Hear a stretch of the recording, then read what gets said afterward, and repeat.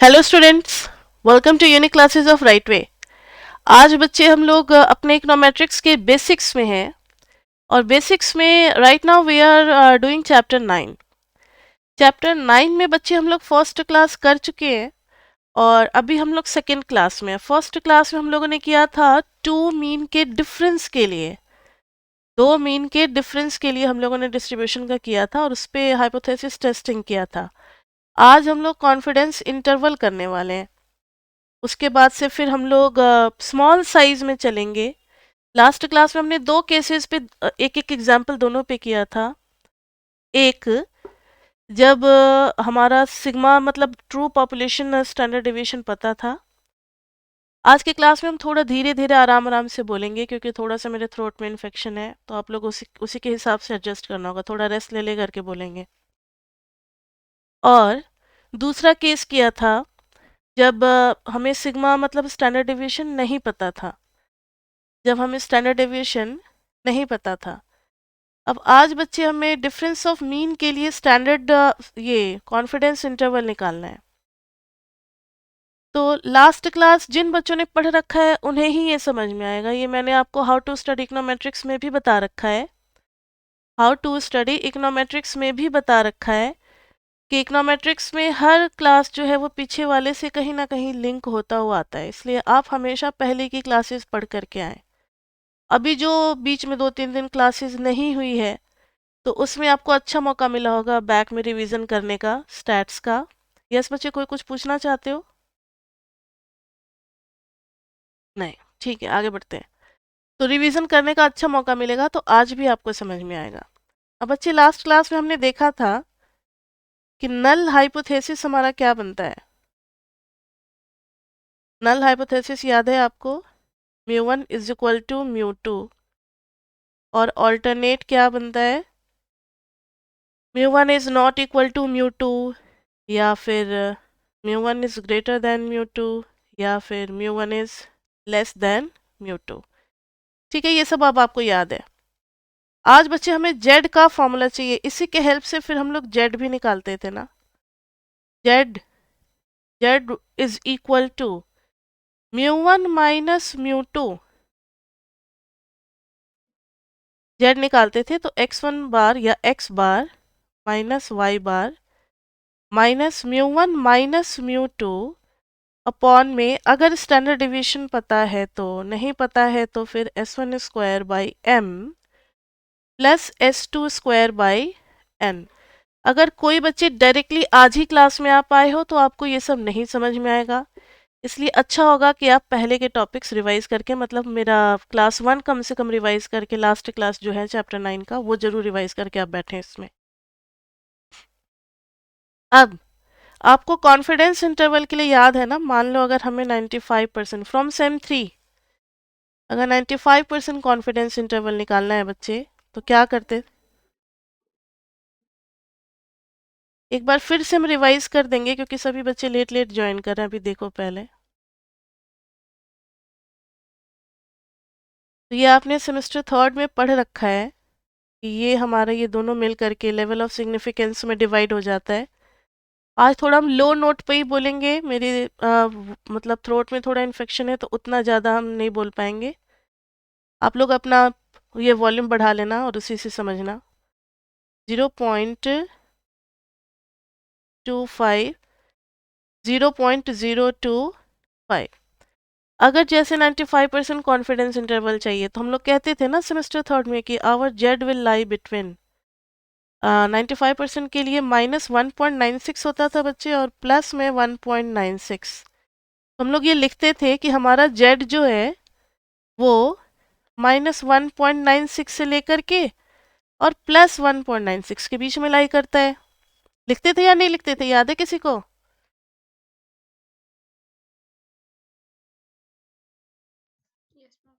अब देखो, तो जेड किसी ना किसी माइनस जेड से प्लस जेड के बीच में ही लाई करता है, माइनस जेड से प्लस जेड के बीच में ही लाई करता है। ये दोनों सेम वैल्यूज होती थी, आपको याद है तो उसी हिसाब से अब हम लोग जेड की वैल्यू डालने वाले हैं। Mean minus X bar minus μ1 minus μ2 upon root under s1 square by m plus s2 square by n should lie between minus z2 plus z। अब ये z आप अल्फा बाई 2 से पहचानो या अल्फा से पहचानो या नहीं भी लिखो तो भी अंडरस्टूड है कि व्हाट इज दिस z, ये हमें पहचानने आता है। आपकी बुक में z अल्फा बाई 2 लिख देता वो समझाने के लिए कि कॉन्फिडेंस इंटरवल ना दो पार्ट में डिवाइडेड है, तो अल्फा बाई टू दोनों साइड आ जाता है, उसी से हम पहचानते हैं z को। बच्चे जो लेट से ज्वाइन किए हो ध्यान से सुनो, आज हम लोग चैप्टर 9 में कॉन्फिडेंस इंटरवल फॉर μ1 माइनस μ2 कर रहे हो। तो अभी तक मैंने कुछ नहीं बताया, लास्ट क्लास से जो z का फॉर्मूला था वही आपको याद करने को कहा है कि what is the formula for z। और सेमेस्टर थर्ड से आपको याद दिलाया है कि z जो है वो हमारा कॉन्फिडेंस इंटरवल के लिए किसी एक particular value of negative z से पॉजिटिव z के बीच में लाई करता है। ये डिपेंड करता है कि 95% बोला है या फिर 90% बोला है या फिर 99% बोला है या फिर किसी और परसेंटेज के हिसाब से बोला है। पेपर में आया भी था 92, 98 ऐसे ऐसे आ रखे हैं पेपर में। अब बिल्कुल हमारी नज़र ना इस पे होनी चाहिए कि हमें यहाँ तक पहुँचना है, बाकी सारी चीज़ें हमारे रास्ते का रुकावट है। सबको धीरे धीरे धीरे धीरे सारे हर्डल्स को दूर करते हुए हम सिर्फ μ1 माइनस μ2 को ही बीच में लाना है।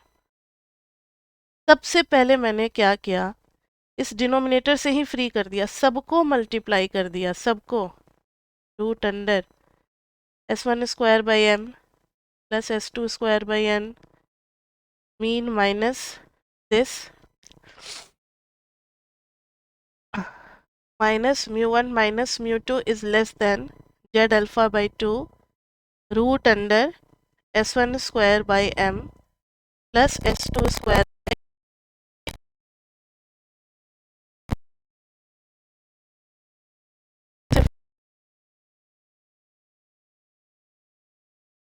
मैम आपकी वॉइस ब्रेक हो रही है बहुत।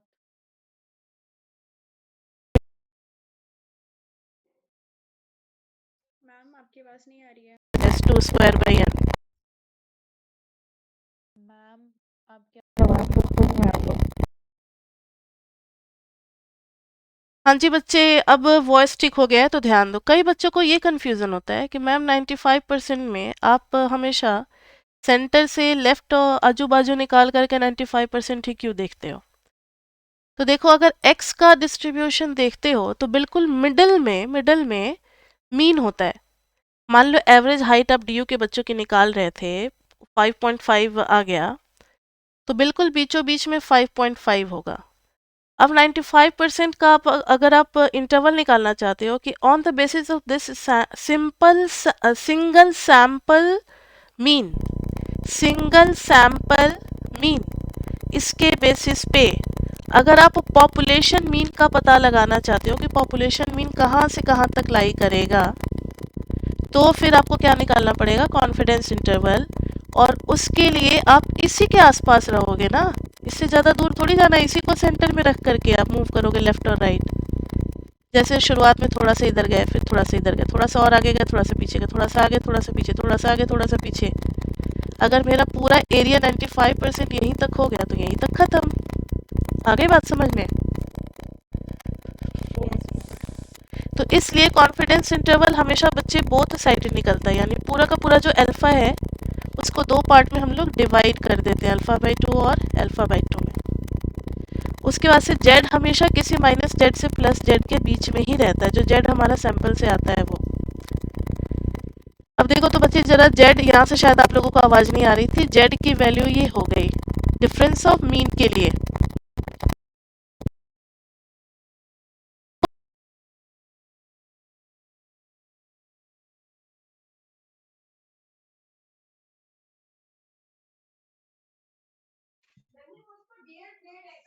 साइड वाले में मल्टीप्लाई।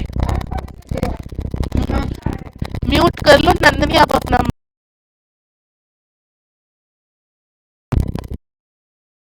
आवाज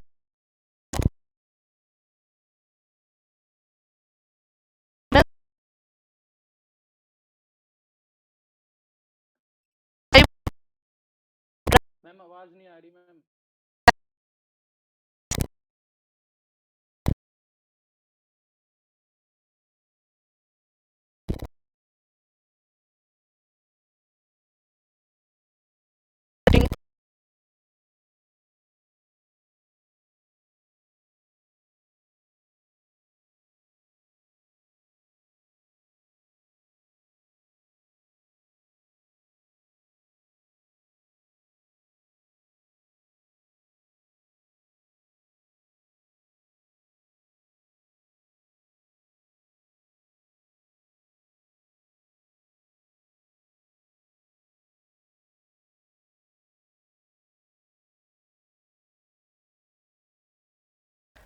नाउ सी, तो अब बच्चे देखो, अभी भी हमें माइनस जो है वो दिख ही रहा है, माइनस से हमें फ्री होना है, माइनस से हमें फ्री होना है।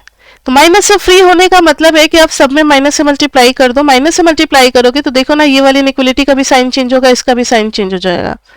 माइनस से मल्टीप्लाई कर दो तो ये हो जाएगा X mean minus Y mean और plus Z alpha by 2 S1 square by m plus S2 square by n greater than μ1 minus μ2, ये भी चेंज हो जाएगा और सबके साथ माइनस, तो ये पॉजिटिव और ये negative, X mean minus Y mean minus Z alpha by 2 root under S1 square by m plus S2 square by n। लेकिन हमें हमेशा आदत किस चीज की होती है कि सबसे छोटी वैल्यू इस साइड, फिर बड़ी, इंक्रीजिंग ऑर्डर में।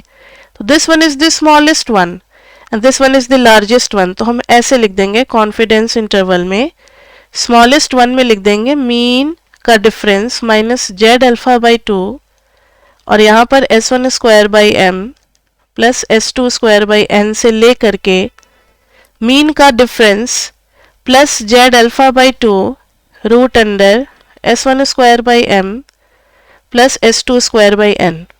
और ये फॉर्मूला ना जरूरी नहीं है कि आप ऐसे डिराइव करोगे तभी याद होगा, याद रखना बहुत ही इजी है। हम लोग कैसे याद रखते थे, तो z is equal to X minus Y mean, minus ध्यान दो μ1 माइनस μ2 और अपॉन में रूट अंडर वॉट एवर, पहले भी थर्ड सेम में पढ़ रखा है, mean minus mu upon sigma by root n। तो वहां कॉन्फिडेंस इंटरवल क्या होता था, मीन में से इन दोनों का प्रोडक्ट, इन दोनों का जो प्रोडक्ट है एक बार मीन में से सब्ट्रैक्ट कर देते हैं और एक बार मीन में इन्हीं दोनों का प्रोडक्ट हम लोग ऐड कर देते हैं। वैसे ही इस वाली चीज में एक बार जेड इंटू इसका प्रोडक्ट जो है एक बार ऐड करेंगे और एक बार सब्ट्रैक्ट करेंगे। आगे बात समझ में, देखो तो ये है, एक बार प्रोडक्ट को सब्ट्रैक्ट कर दिया, ये है, और एक बार प्रोडक्ट को ऐड कर दिया। क्लियर बच्चे?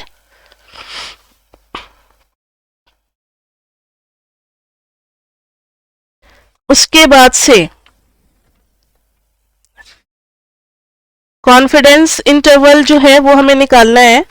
तो आप आ जाओ एग्जाम्पल 9.5 पे, और इन्होंने कहा है कि अगर एक नोट आप लिख लें, नोट आपके बुक के according by rule of thumb, rule of thumb तो बच्चे हम लोगों ने पढ़ा हुआ है ना कि अगर n 30 से ज्यादा है तो हम लोग जो सैंपल होता है उसमें भी नॉर्मल डिस्ट्रीब्यूशन का फंडा लगा सकते हैं। यही था rule of thumb.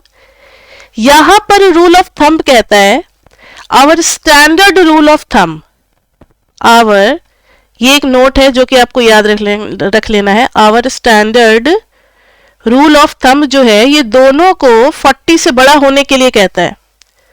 For characterising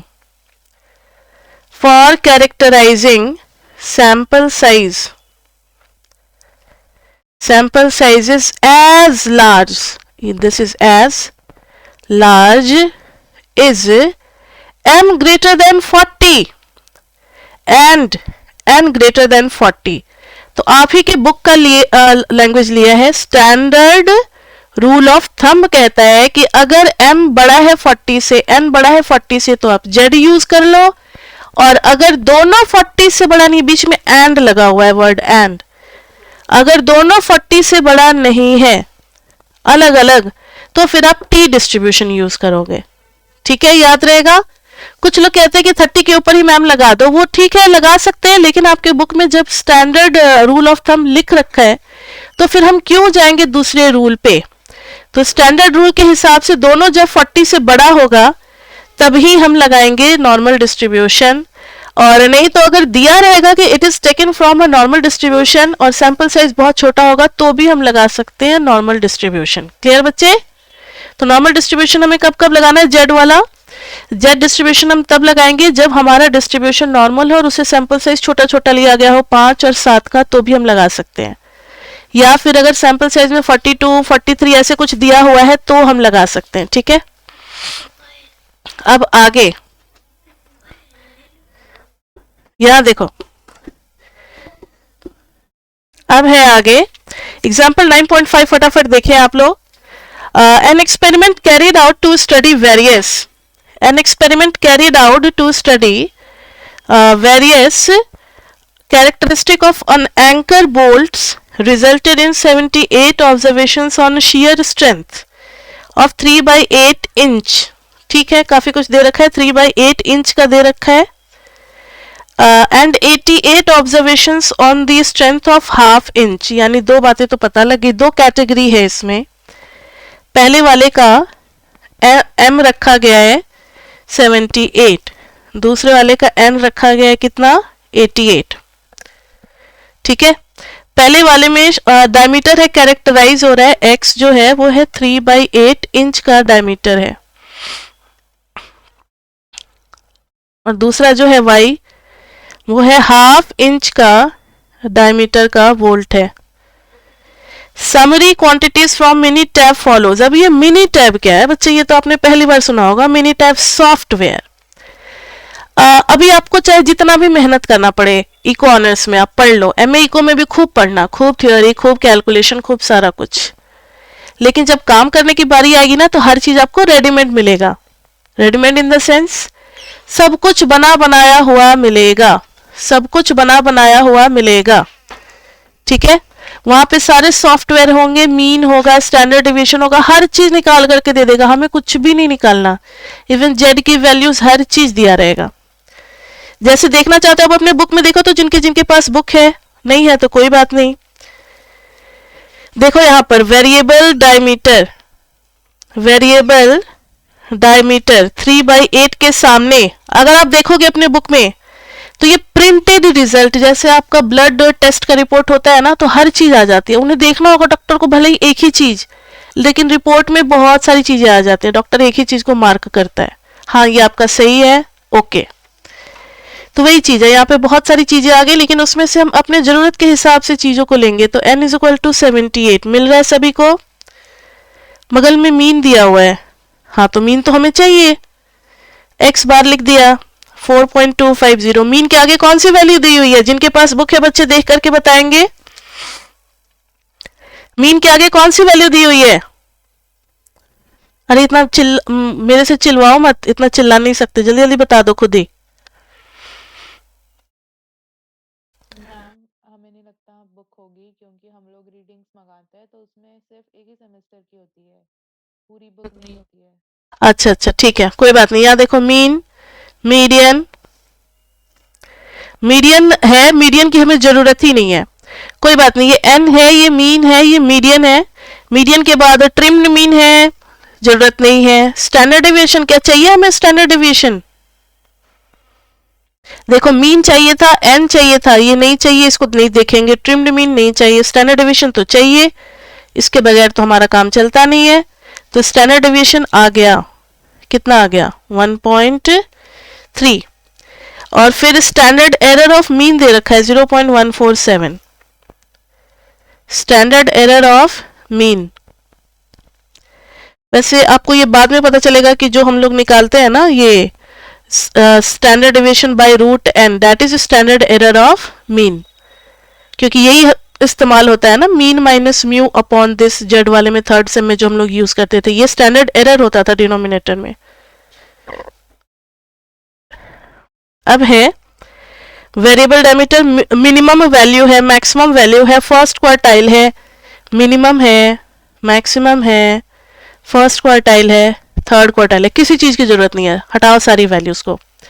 अब ऐसे ही जब हम सेकंड सैंपल में देखेंगे वेरिएबल डायमीटर हाफ में, अब ऐसे ही दे रखा है वेरिएबल डायमीटर हाफ. तो n की वैल्यू दी हुई है 88, वो मैंने लिख दिया है.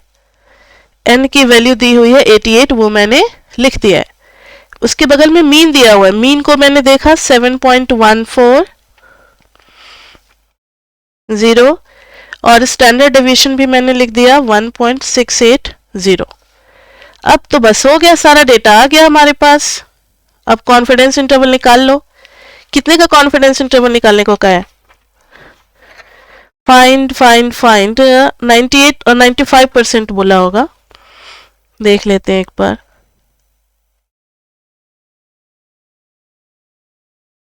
2.89 यानी कि 99% बोला है, तो इसमें अल्फा लिया है 1%, तो for alpha is equal to 0.01। तो देखो तो कॉन्फिडेंस इंटरवल क्या हो जाएगा। पहले एक बार फॉर्मूला लिख ले, फॉर्मूला तो सबको याद हो गया होगा, मीन का difference minus Z into root under S1 square by m plus S2 square by n से लेकर के मीन का difference plus Z root under S1 square by m plus S2 square by n। Values तो आपको सबको पता ही है, कितनी कितनी वैल्यूज है। थोड़ा सा छोटा मुझे करना पड़ा बच्चे, देखो 4.250 माइनस 7.140 माइनस जेड कितना हो जाएगा, जेड किसी को याद है? सब पढ़ते जाओ। हाँ 99% के लिए 2.58 हम लोगों ने सेमेस्टर थर्ड में रट रखा है। ये हो गया 2.58 रूट अंडर S1 स्क्वायर 1.3 का स्क्वायर बाई m इज 78 और इधर 88 है बच्चे, 78 प्लस 1.680 का square upon 88।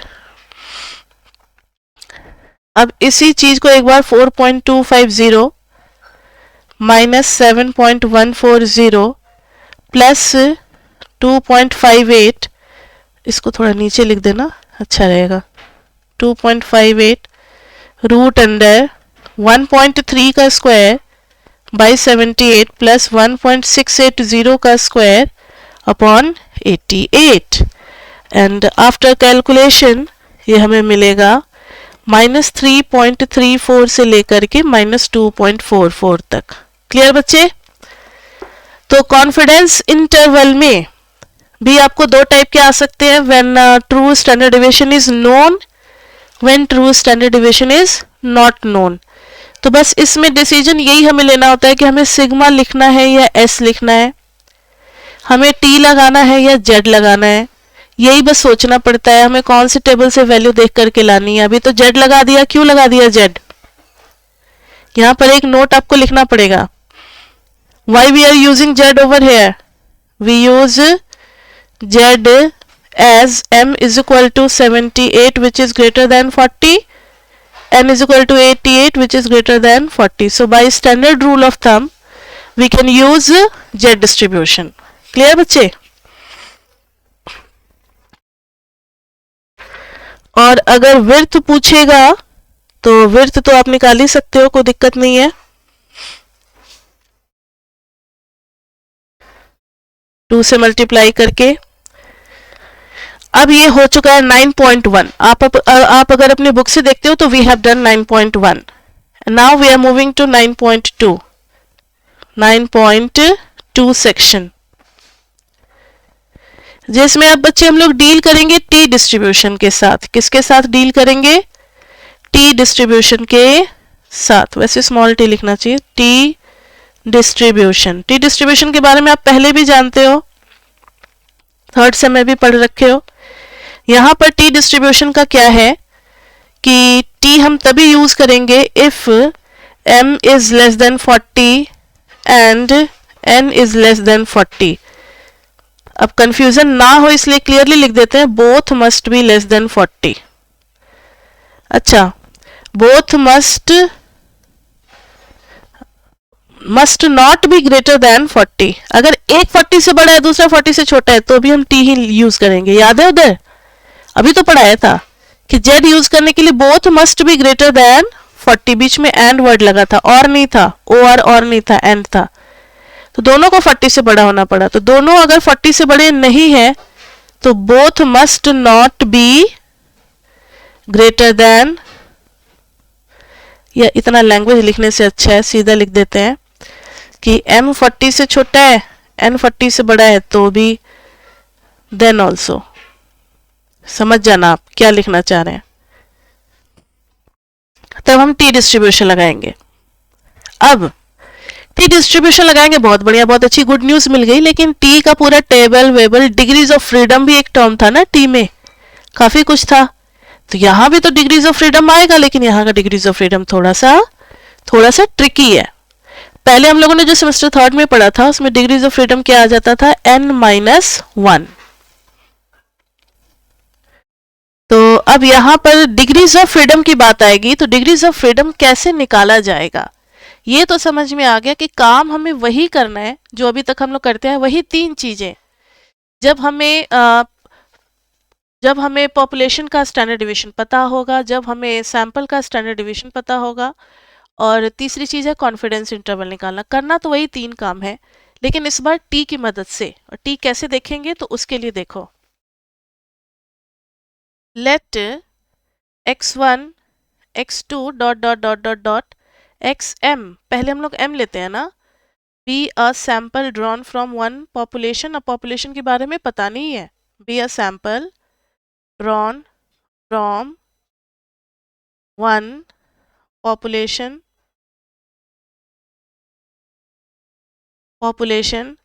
and y1 y2 normal है तो बहुत बढ़िया है, yn be a sample from another population.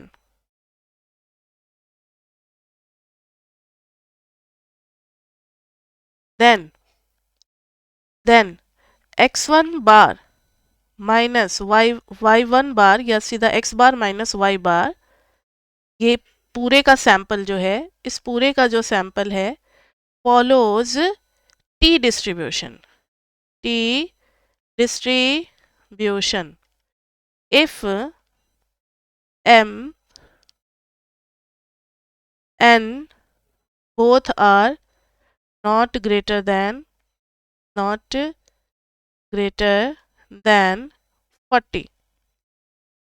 T distribution तो फॉलो करेंगे, लेकिन टी का डिग्रीज ऑफ फ्रीडम क्या होगा बच्चे?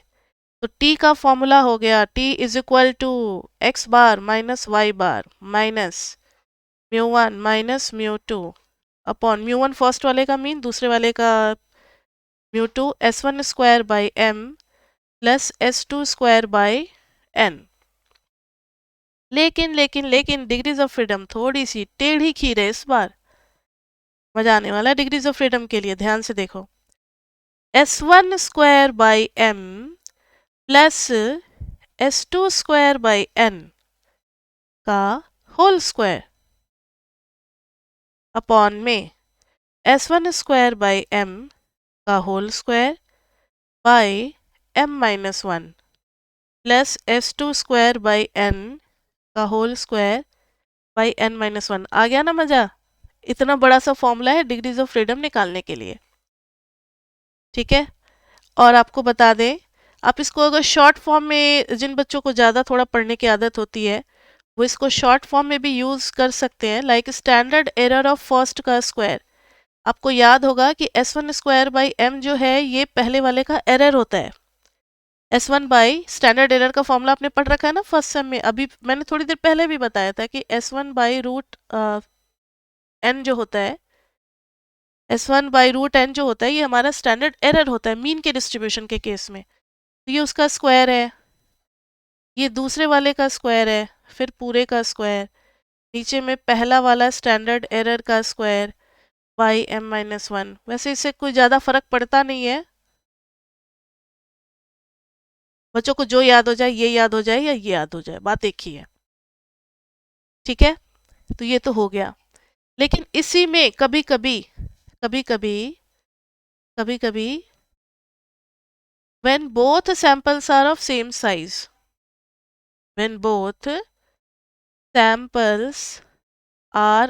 जब डिफरेंट होंगे तब तो यही फॉर्मूला लगाना पड़ेगा, एक ही फॉर्मूला है ही यही बस, और कोई फॉर्मूला नहीं है। इसी फॉर्मूला का स्पेशल केस कर देते हैं when both samples are of same size, ताकि फिर वहां पे ज़्यादा मेहनत ना करना पड़े। तो बस हम लोग पुट कर देंगे m is equal to n, एक ही कोई चीज़ पुट करेंगे। मैंने m ही रहने दिया, s2 स्क्वायर बाई m का होल स्क्वायर, नीचे में क्या आ गया s1 स्क्वायर और फिर बाई m का स्क्वायर, और नीचे में m माइनस 1 था ही, इधर भी s2 का, तब तो पावर 4 हो जाएगा ना, आप लोगों ने भी नहीं मुझे हेल्प किया। s2 स्क्वायर का पावर 4 और नीचे में n स्क्वायर n माइनस 1। अब देखो ऊपर से, और n की जगह पे भी हमें m डालना है, हर जगह सेम टू सेम रखनी है ना चीजें। तो m बाहर आ जाएगा दोनों जगह से कॉमन निकल करके, तो m स्क्वायर बन जाएगा और अंदर में हो जाएगा s1 square plus s2 square का होल स्क्वायर। नीचे में है बच्चे हमारे पास s1 to the power 4 plus s2 to the power 4 और by m square into m minus 1, क्योंकि सेम चीज़ें थी ये कैंसिल, तो ये आ गया s1 square plus s2 square का whole square by s1 to the power 4 plus s2 to the power 4 और m माइनस 1। तो ये कोई रटने की चीज़ नहीं है, ये रटने को हम लोग बिल्कुल भी नहीं कहते। रटना है तो सिर्फ एक ही चीज़ रटो, वो है ये वाला फॉर्मूला। बस इसी को सबको रटने की जरूरत है। आप समझ सकते हो अगर इतनी मेहनत हम कर रहे हैं इसको शेडिंग करने में, तो कितना जरूरी होगा ये फॉर्मूला रटना। इसके बगैर फिर टी डिस्ट्रीब्यूशन का क्वेश्चन भूल जाओ, फिर आपसे होगा ही नहीं। ठीक है बच्चे, और फिर वही टेबल तो वही सेम देखना है हमें। टी कहाँ से देखना है? T for alpha and new. अब वो सिंगल टेल है या टू टेल्ड है, वो सब हम लोग लैंग्वेज से डिसाइड कर लेते हैं हाइपोथेसिस टेस्टिंग के स्टेटमेंट से, और उसके हिसाब से हम लोग उसको सॉल्व करते हैं। क्लियर बच्चे? और एक और नोट आपको यहाँ लिखना है न्यू के बारे में। Note, nu is rounded down to nearest integer, मतलब हम ऊपर नहीं ले जाते, राउंडेड डाउन, नीचे की तरफ राउंड डाउन उसको करते हैं। अगर 4 पॉइंट जैसे है कुछ 4.9 है तो हम नीचे की तरफ राउंड करना ज़्यादा अच्छा समझेंगे, 4 लिखेंगे उसको, 5 नहीं। राउंड डाउन का मतलब ये होता है, डाउन। ये भी इंस्ट्रक्शन है, हमें फॉलो करना है इन चीज़ों को। ये सारे इंस्ट्रक्शंस हमें बुक में दे रखे हैं, कोई मैंने अपनी मर्जी से नहीं बनाया है। मैम एक बार स्क्रीन थोड़ा ऊपर कर दो ना। और ऊपर ऐसे, हाँ मैम। ठीक है, ये देख लो क्योंकि अब इनके ऊपर क्वेश्चन हम लोग करने वाले हैं। हाँ मैम ये वाला पार्ट, एक सेकंड। अब इसमें भी वही सारी बातें होंगी, टू टेल्ड होगा या फिर सिंगल टेल है, लेफ्ट टेल्ड है या राइट टेल्ड है। क्वेश्चंस तो आप पकड़ ही लोगे। मेन चीज़ है कि कैसे डिग्रीज ऑफ फ्रीडम निकालनी है और हमें टेबल कैसे देखना है। बाकी क्वेश्चन आप पहले भी कर रखे हो, इसलिए इसमें कोई बहुत ज़्यादा टाइम देने की ज़रूरत नहीं है। हो गया ये? मैम फिर भी मैंने कुछ क्वेश्चंस ना वैसे बच्चों के लिए बना रखे हैं, उसको अपलोड करवा देंगे हम कल तक में। कल पीडीएफ उसका अपलोड करवा ही देते हैं हम आफ्टरनून में, ठीक है। और जिन बच्चों को प्रैक्टिस करना है वो अपने लेवल पे प्रैक्टिस करना शुरू कर सकते हैं। यहाँ देखो example 9.6, the void volume within a textile fabric affects comfort, flammability and insulation properties. Permeability of a fabric refers to the accessibility of a void space to the flow of a gas or liquid। बहुत high level की बातें कर रहे हैं। कितना अच्छा fabric होगा, उसके अंदर के जो वॉइड है, जो आप लेंस से देखोगे उसके अंदर के जो छेद है उसके बारे में बात कर रहे हैं, हमें इससे मतलब नहीं है। द आर्टिकल रिलेशनशिप, फिर से आ गया सोर्स ऑफ डेटा, खत्म करो इनकी बातें। Consider the following data on 2 different types of plain weave fabric. ये हमारे काम का है, प्लेन वीव फैब्रिक। दो जो है प्लेन बुने हुए फैब्रिक का हमें डेटा दे रखा है। कौन कौन सा फैब्रिक टाइप है, टेबल के फॉर्मेट में दिया हुआ है तो और अच्छी बात है। कॉटन और है टेरी एसिटेट, दो टाइप के हैं फैब्रिक। यहाँ पर है सैंपल साइज, यहाँ है सैंपल मीन, फिर है सैंपल स्टैंडर्ड डेविएशन। वैल्यूज दे रखी है 10, यहाँ भी 10। चलो दोनों जगह सैंपल साइज सेम है। 51.71, यहाँ है 136.14, यहाँ है 0.79, यहाँ है 3.59। अब पूछा है assuming that the porosity distribution for both types of fabric are normal, दोनों के जो है वो नॉर्मल है. Let's calculate a confidence interval for the difference between the true average porosity for the cotton. अच्छा, नॉर्मल होते हुए भी सैंपल साइज काफी कम है बच्चे. यहाँ पर डिस्ट्रीब्यूशन तो इन्होंने बता दिया कि distribution assuming that the porosity, assume कर लिया हमने कि ये तो नॉर्मल है, लेकिन हमें गिवन नहीं है कि ये नॉर्मल है और सैंपल साइज काफी कम है, 40 से कम है, तो फिर हम नहीं लेंगे. अगर ये पहले से नॉर्मल अप्रूव्ड होता और इसका स्टैंडर्ड डेविएशन गिवन होता पहले से, तब फिर हमारे ऊपर कंपल्शन प्रेशर आ जाता कि नहीं हमें जेड डिस्ट्रीब्यूशन ही यूज करना है. बातों को समझो, यहाँ पर गिवन नहीं है कि कोई गारंटी नहीं है कि नॉर्मल डिस्ट्रीब्यूशन था या नहीं था. इन्होंने एज्यूम कर लिया है कि ये नॉर्मल डिस्ट्रीब्यूशन ही है, यानी टी डिस्ट्रीब्यूशन भी तो लार्ज साइज के लिए नॉर्मल हो ही जाता है. तो यहाँ पर बच्चे हम लोग टी डिस्ट्रीब्यूशन यूज करेंगे. अब इन्होंने कहा है कि आप 95% कॉन्फिडेंस इंटरवल कंस्ट्रक्ट करो. 95% कॉन्फिडेंस इंटरवल बनाओ for difference of mu mean. For difference, let's calculate a confidence interval for difference between true average. For difference between true average, उसके लिए आपको कॉन्फिडेंस इंटरवल बनाना है. तो सबसे पहले हम लिखेंगे क्या, here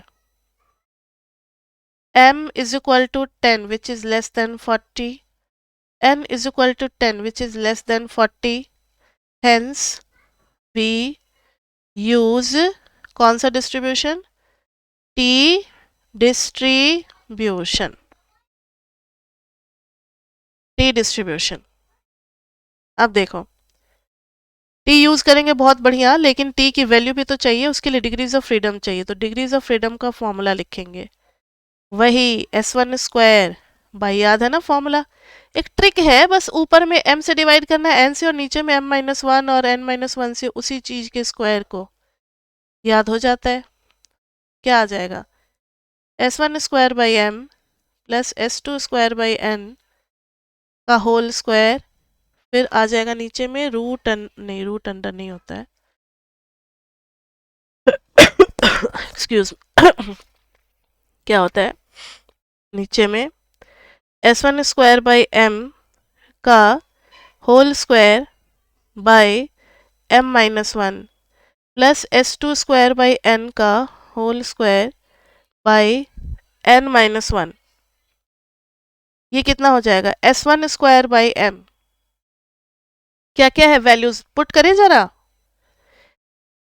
S1 S1 S1 0.79 का whole square by m is 10, S2 square 3.59 का होल स्क्वायर बाई 10, और फिर जो आएगा उसका भी होल स्क्वायर चाहिए बच्चे. नीचे में S1 स्क्वायर बाई m 0.79 का स्क्वायर,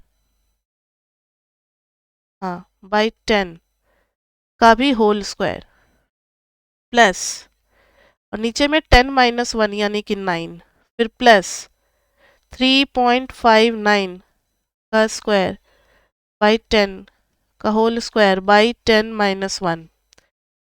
पूरा सॉल्व करेंगे, पूरा अच्छे से एक एक टर्म को थोड़ा सिंप्लीफाई कर करके ना, तो ये आ जाएगा 9.87. तो कोई मुझे बताएगा, मुझे डिग्रीज ऑफ फ्रीडम कितना ले लेना चाहिए, 10 ले लेना चाहिए, 9 लेना चाहिए, क्योंकि मैंने नोट में लिखवा रखा है कि हमें राउंड डाउन करना चाहिए. ठीक है, अगर डेसिमल में आ जाए तो हमें राउंड डाउन करना है. तो nu is equal to 9 as we round down to nearest integer, to nearest integer.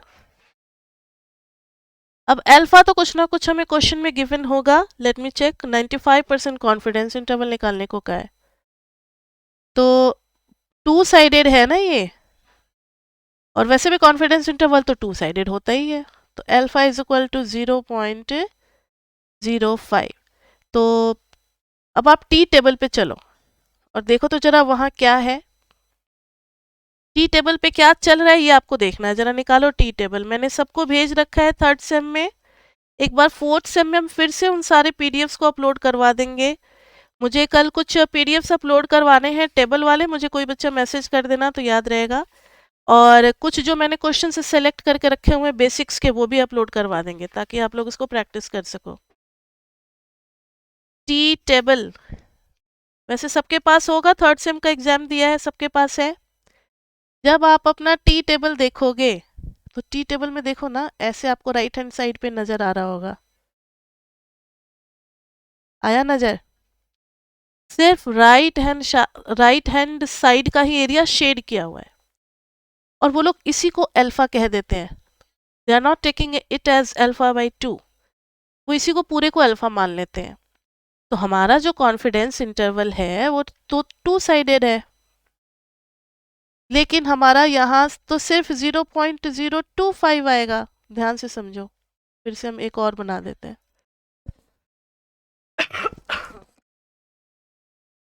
ध्यान से सुनो, ध्यान से। हम लोग जो कॉन्फिडेंस इंटरवल के लिए करते हैं तो 0.025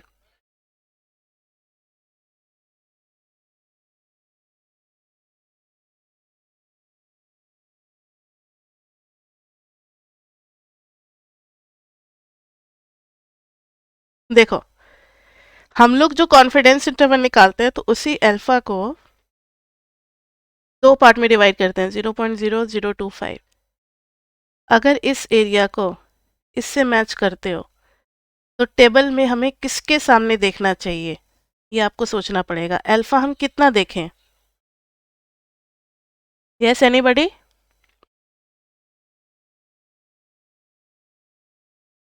नहीं आई बात समझ में, लगता है कुछ बच्चों को। मैंने कॉन्फिडेंस इंटरवल के लिए, मेरी आवाज जा रही है सब तक?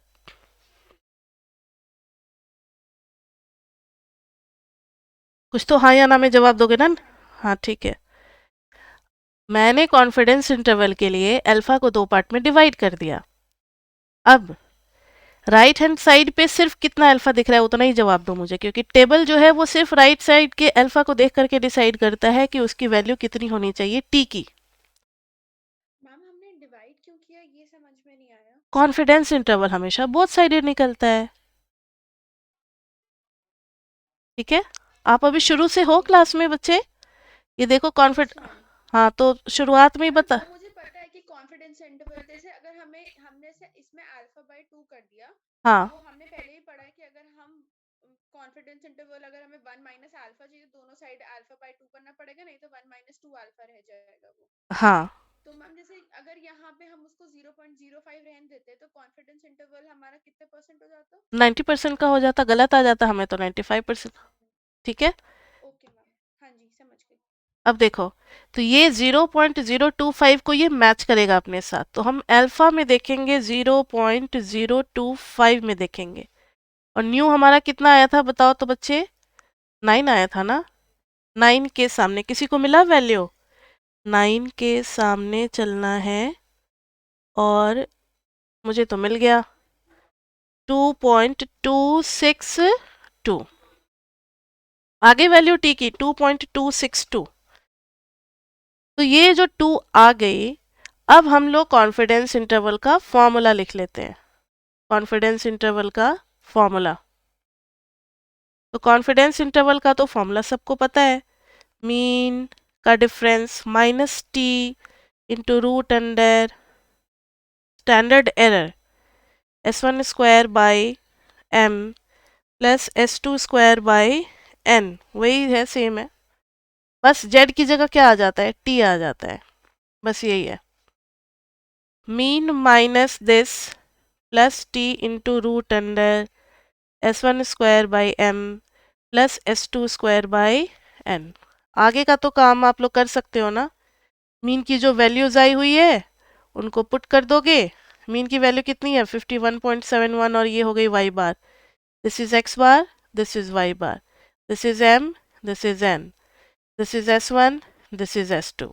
अब पुटिंग का काम तो आप लोग कर ही सकते हो और फिर कॉन्फिडेंस इंटरवल आपका आ जाएगा, कितना आ जाएगा, -87.06 से लेकर के -81.8 तक।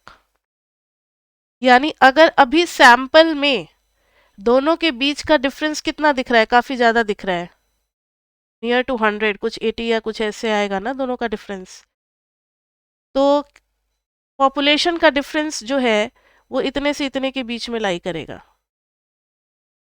ठीक है, 95% केसेस में। आ गई बात समझ में?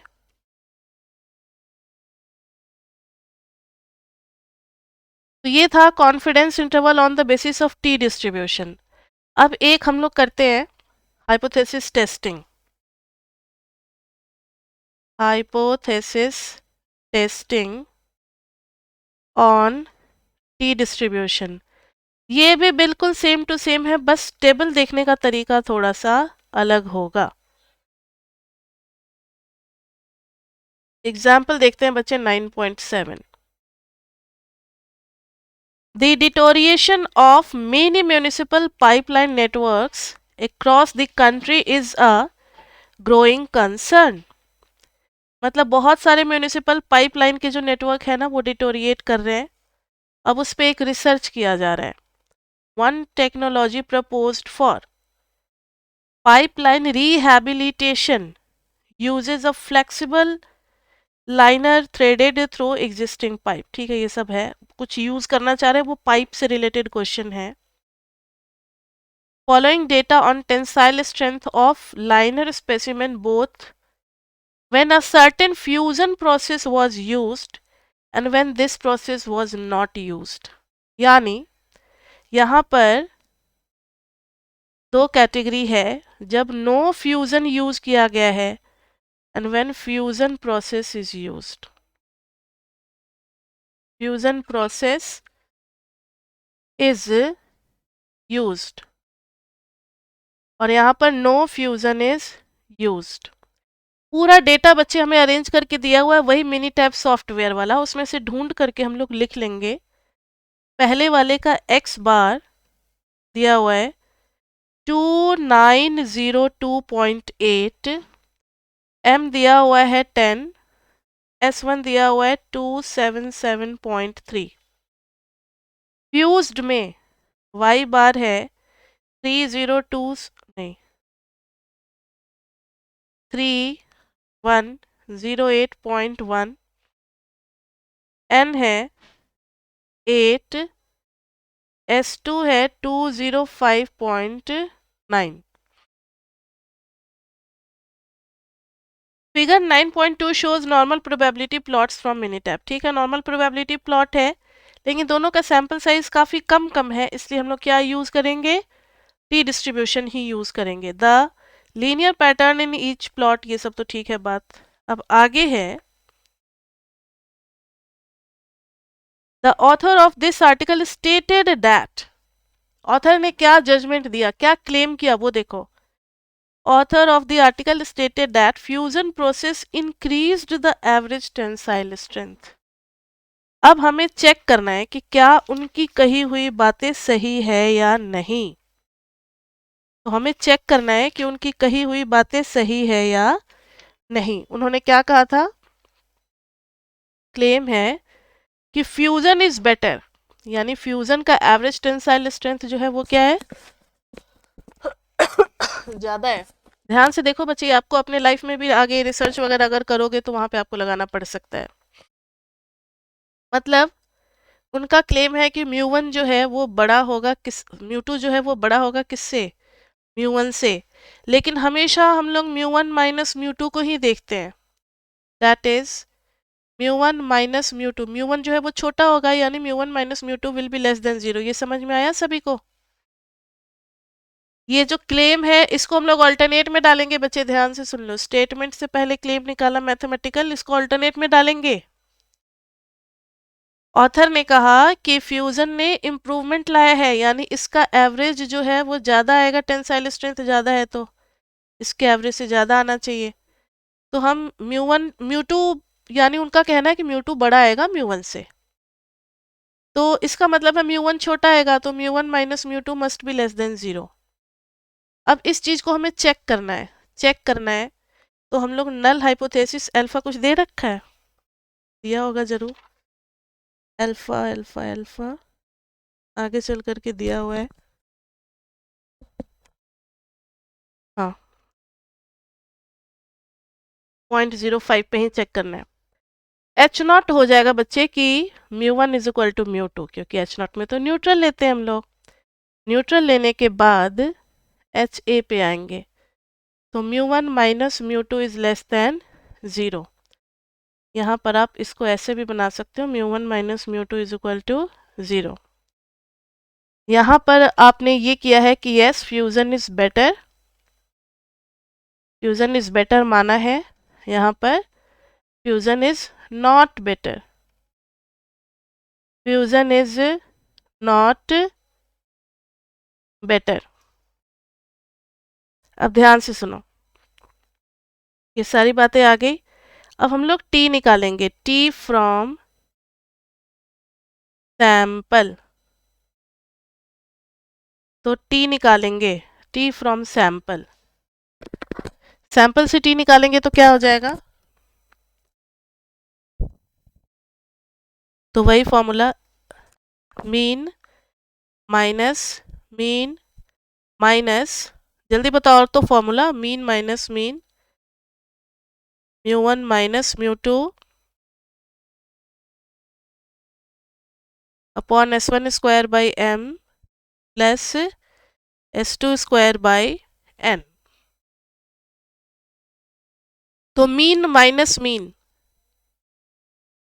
इन दोनों का डिफरेंस 2902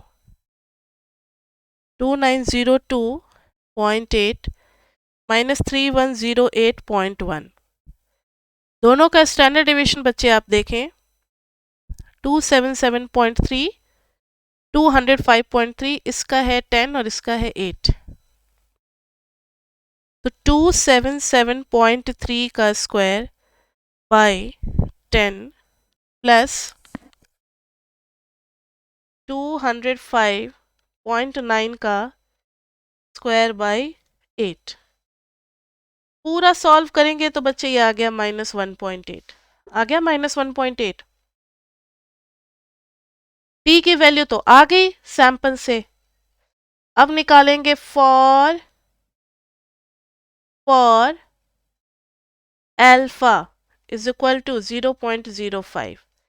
अब बच्चे थोड़ा दिमाग लगाओ, ये कौन सा टेस्ट है, सारा का लेफ्ट टेल है, सारा का सारा अल्फा किस साइड होगा, लेफ्ट हैंड साइड पे होगा, सारा का सारा अल्फा जाकर के जमा हो जाएगा, कॉन्सेंट्रेट हो जाएगा लेफ्ट हैंड साइड पे, यानी इधर 0.05। और अब हमें टी की वैल्यू देखनी है, तो टी निकालेंगे, तो टी आ जाएगा हमारा, और टी देखते हैं हम लोग किस तरीके से देखते हैं टी को, टी देखेंगे, टी में तो खैर ऐसे पॉजिटिव और नेगेटिव होता नहीं है, लेकिन टी सिमेट्रिकल होता है, टी सिमेट्रिकल होता है। तो आप ये समझ सकते हो कि जितना इधर के 0.5 के लिए आएगा नेगेटिव के साथ, वही सेम टी इधर भी होगा अगर ये हम 0.05 डाल दें। ये बात आती है समझ में या नहीं, तो हम देखेंगे, यूज करेंगे पॉजिटिव वाले टेबल को ही, लेकिन अपने हिसाब से माइनस साइन के साथ इधर लगा लेंगे। तो देखो तो जरा, मैम 10 आ रहा है। क्या आ रहा है 10, यस मैम, 10 पे 1.812 है। अभी कैसे निकाले, अभी तो डिग्रीज ऑफ फ्रीडम हम लोगों ने निकाला ही नहीं। मैम तो हम degrees of freedom tea table के हेल्प से नहीं निकाल सकते। नहीं, डिग्रीज ऑफ फ्रीडम तो पूरा फॉर्मूला लगा करके निकालना पड़ेगा, मैं वही तो मैंने सोचा इतनी जल्दी कैसे आ गया अभी। मैम जब हमें अल्फा पता है और हमें टी की वैल्यू पता है, ठीक तो है हम ठीक है कैसे ठीक है, जस्ट अ मिनट, ये टी तो सैंपल से आई है, अब एक टी हम इस अल्फा के हेल्प से टेबल से निकालेंगे, कंफ्यूज नहीं करना, हाँ ठीक है? जी, हाँ जी, ठीक है, सॉरी गॉट कंफ्यूज, हाँ हाँ जी। ठीक है, वो हो जाता है कभी कभी, कोई बात नहीं। अब भी हम लोग यहाँ पर डिग्रीज ऑफ फ्रीडम निकालेंगे बच्चे, वही अपना फेवरेट फॉर्मूला, बड़ा वाला पूरा फॉर्मूला लगाएंगे यहाँ पर। फॉर्मूला याद है या नहीं? जब मुझे नहीं याद रहता तो आप लोगों को क्या याद रहेगा, लेकिन बच्चों को याद करना पड़ता है ना एग्जाम के लिए। सॉरी, यहाँ देखो s1 square by m plus s2 square by n का होल स्क्वायर, फिर नीचे में आ जाएगा s1 स्क्वायर बाई m का होल स्क्वायर और अपॉन में m minus one plus s2 square by n का होल स्क्वायर अपॉन में n माइनस वन। अभी तो याद हो ही गया होगा सबको। इसमें सारी वैल्यूज आप डालोगे, s1 s2 सबकी वैल्यूज हमें दे रखी है बच्चे। जब सबकी वैल्यूज डालोगे तो पूरा आ जाएगा डिग्रीज ऑफ फ्रीडम आपका। सॉल्व करके बता देते हैं, 15.94। तो हम कौन सा लेंगे, राउंड ऑफ करके, राउंड डाउन करके कौन सा लेंगे, मैंने बोल ही दिया 15 लेंगे, राउंड डाउन। और सारी वैल्यूज तो आपको पता है ना, S1 M मीन सब पता ही है, तो फिर दिक्कत किस बात की, डिग्रीज ऑफ फ्रीडम आ ही जाएगा। उसके बाद से अब आप टेबल में देखो, अब टेबल में देखोगे अल्फा, टेबल में अल्फा 0.05 ही पूरा का पूरा देखना है सिंगल टेल में, और डिग्रीज ऑफ फ्रीडम 15, तो 15 के सामने देखो तो 15 के सामने अल्फा है 0.05, 1.753, तो बस इसको यूज कर दो, ये रहा। इसमें हम लिख देंगे -1.753। अब क्या कहेंगे, हमारा जो आ रहा है -1.8, वो तो कहीं इस साइड लाई कर रहा है ना, -1.8, so H naught is rejected. लिख देंगे our T from sample is -1.8 which is less than -1.753, so lies in the rejection region, so lies in the rejection region, hence H naught is rejected। H naught में हमने क्या माना था बच्चे, बताना कहाँ गया, ये रहा, फ्यूजन इज नॉट बेटर, यानी राइटर का जो ऑथर जो था उसका कंक्लूजन सही है। ऑथर ने कहा कि फ्यूजन इज बेटर, तो जब H नॉट रिजेक्ट हो गया तब हमें किसके साथ चलना पड़ेगा, ऑथर के डिसीजन के साथ ही चलना पड़ेगा। तो yes, author was correct, last में लिखेंगे यस फ्यूजन इज बेटर, कुछ ज़्यादा ही यू हो गया ना, एक ही यू लिखना है, फ्यूजन इज बेटर, ऑथर सही है यानी कि। आई बात समझ में? तो अब बच्चे टी हो गया है आज की क्लास में, अब हार्डली 2 क्लासेस और लगनी है इसमें, या एक क्लास में भी हो सकता है। एक प्रोपोर्शन का रह गया है और एक रह गया है आपका उसका एफ डिस्ट्रीब्यूशन का, एक्सक्यूज मी। तो नेक्स्ट क्लास में, क्लास थर्ड में, जो कि होगी कल हमारी, क्लास थर्ड में चैप्टर 9 में हम लोग कल देखेंगे proportion, difference of proportion P1 minus P2 वाली चीज़ें देखेंगे, और इसमें भी देखेंगे, और एफ डिस्ट्रीब्यूशन देखेंगे बच्चे।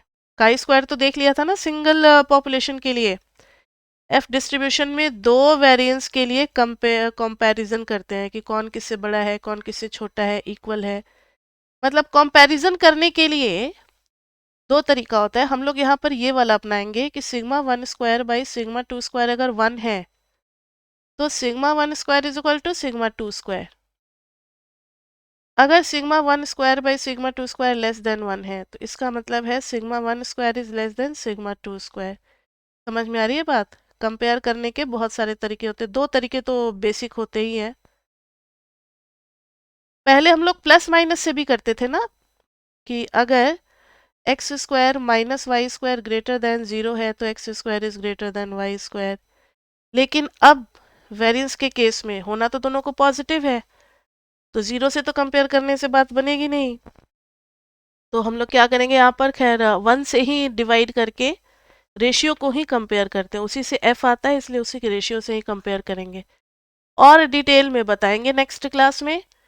तो आज के लिए इतना ही बच्चे, फिर मिलते हैं हम लोग नेक्स्ट क्लास में। लेकिन फिर से एक ज़रूरी आप लोगों को बात बताना चाहेंगे, ये सब जो भी पढ़ा रहे हैं इससे हम अपने आगे के रास्ते को और आसान बना रहे हैं, क्योंकि इकोनोमेट्रिक्स में बीच में कहीं भी कोई भी टेस्ट आ जाएगा तो हम सारे टेस्ट जान रहे हैं, क्योंकि इकोट्रिक्स का आपका सिलेबस थोड़ा भी कम नहीं किया है और मेजर पार्ट उड़ा दिया सिलेबस से, इसलिए ये तो बच्चे पढ़ाना बनता ही बनता है, ये तो हमें पढ़ाना ही चाहिए।